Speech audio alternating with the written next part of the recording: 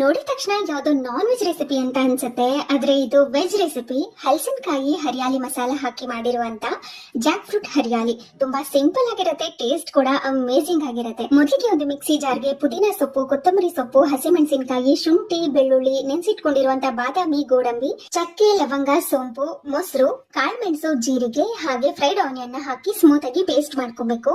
ಒಂದು ಕಡಾಯಿಗೆ ಎಣ್ಣೆ ಕಾದಾದ ನಂತರ ಈರುಳ್ಳಿನ ಹಾಕಿ ಸ್ವಲ್ಪ ಹೊತ್ತು ಫ್ರೈ ಮಾಡ್ಕೊಂಡು ಈ ಬೇಬಿ ಜಾಕ್ ಫ್ರೂಟ್ ಏನಿತ್ತು ಅದನ್ನ ಈ ತರ ಕಟ್ ಮಾಡಿ ಸೇರಿಸಿ ರುಚಿಗೆ ತಕ್ಕಷ್ಟು ಉಪ್ಪನ್ನ ಸೇರಿಸಿ ಚೆನ್ನಾಗಿ ಮಿಕ್ಸ್ ಮಾಡ್ಕೊಂಡು ಒಂದು ಲಿಡ್ಡಿನ ಕ್ಲೋಸ್ ಮಾಡಿ ಇದನ್ನ ಚೆನ್ನಾಗಿ ಬೇಯಿಸ್ಕೋಬೇಕು.